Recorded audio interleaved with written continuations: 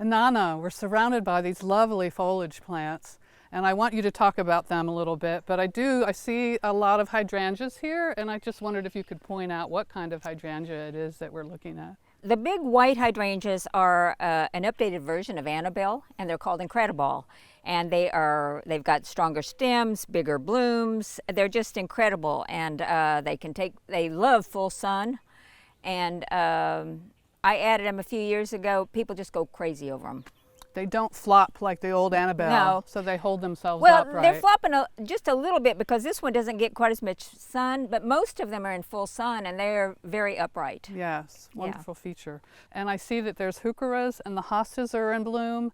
I wonder if you could tell us a little bit more about the foliage plants that you've planted here and how you choose which plants to put in the garden. Well, I choose things based on desire. So when I go to a garden center and I suck in my breath like, oh, I have to have that, that's how I select. And then I bring them home and then I figure out where they go. And so it sort of happens in the moment. I don't have a plan ahead of time. I don't make this hard. I just go and bring home the things that I love the most.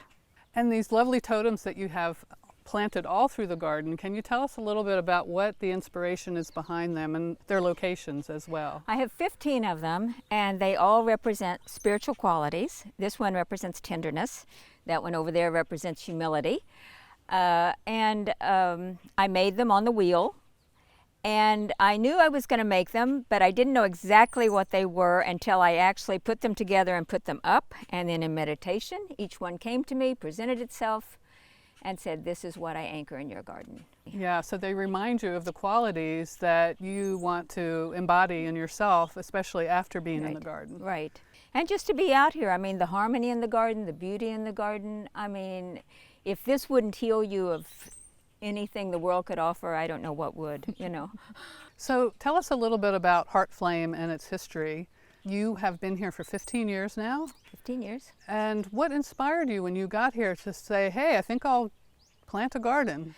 Well, I had a big garden at our last house, so there wasn't any question there was going to be a garden. In fact, I brought like 70 pots with me from the last house. And as the garden progressed and it got, you know, nicer and nicer, somebody asked us to be on a garden tour. So we said, okay. And then everybody wanted to come back. So I just decided to start opening the garden. You have open houses 4 or 5 times a year, yes, during the day and in the evening? Yes. And then you do tours by appointment as well? Yes. Sometimes we have, you know, anywhere from 250 to 400 people a year. A lot of people come often. Some people, you know, people come from all over to see the garden. And if somebody comes as a regular and they come and say, may I come walk the garden, do you just say yes and they come and walk on their own, or are you out here with them? Oh yeah, no, I only go with somebody on a walk if they want me to. Okay. I am totally happy with people coming out, sitting in the chairs, enjoying themselves. Spend a couple hours if you want to, you know. That is a wonderful gift. Yeah. And there are many chairs here, all ablaze with color to match the flowers. Yes. Well, we're standing here in the shade. Let's make our way up top where all those beautiful summer perennials are in bloom. So Inanna, all these gorgeous daylilies that fill the gardens up, clearly you have a passion for daylilies. I love the daylilies. Tell us a little bit about what kinds of daylilies do you pick and how do you find them? They're so unique. All of the daylilies I order online. I either get them from the daylily auction or from various hybridizers. And when I look for a daylily, I'm looking for the large daylilies, a certain shape, a certain color, and so on. Most of these daylilies are what's called unusual form. There's the normal form, which is usually smaller. Unusual form has bigger blooms. And then there's the spiders that are huge, but they're kind of floppy. Mm-hmm. These are mostly unusual form, and they're just... They are stunning. They're spectacular. Each one is a standalone specimen plant unto itself. Are there any other plants here in this stretch here that you wanted to point out and talk to us about today? This plant I just planted this year. It's the Dark Shadows penstemon. It was so pretty, and it was so pretty all winter because the basal foliage is really dark purple. So every time I looked out my window, it was so beautiful. And these other purple things that are back behind you, those are eucomas. They're just beginning to put up their blooms. Yeah, so, pineapple relative. Yeah. So when you moved here, you discovered that you were given the gift of water, and it's abundant and it's everywhere on the site. Tell us about how you managed to find out where that water runs and how to deal with the challenges of a wet, watery site. We figure maybe high top mountains up there, it doesn't have a water source on it, and we think maybe it goes underneath and comes out here because we have water so many places. When it came to siting the house and all that, I used a pendulum to ask where would be the place for the house. I also used it to find where the best place for the well would be. The kind of shape of the beds, it's very easy to use if you get used to using it.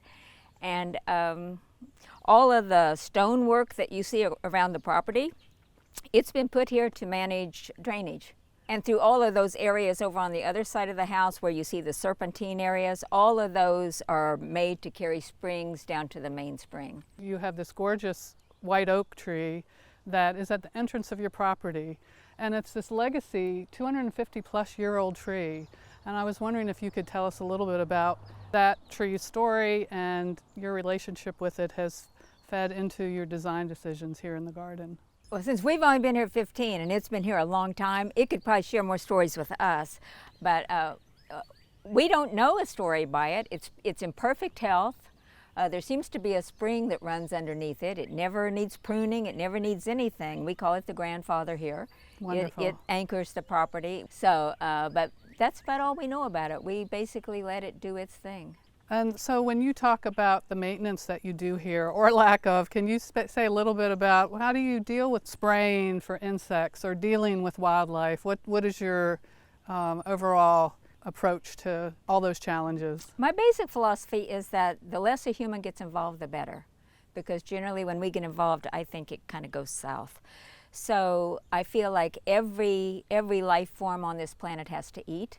And right here you'll see the bear come and eat, the fox, the raccoons, the skunk, the possum. Everybody comes here to eat.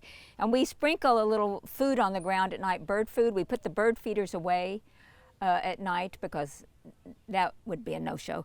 But we give them something to eat, and then everybody plays nice together. I mean, the bear goes through the beds, it never breaks anything, it lays right there and doesn't lay on a daylily, so.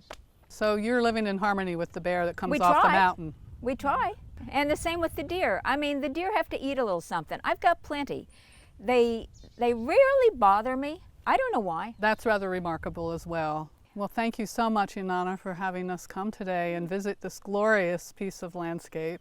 You've obviously put a lot of passion and hard work, and you and your husband offer it to the public, and that's a true gift to the community. You know, everybody has something to give. You know, 2 of our women from down here pick up all the trash every day, all the way to the highway. Your neighbors. Our neighbors. That is their gift of love to the neighborhood. This is ours, you know. So everybody has something to give.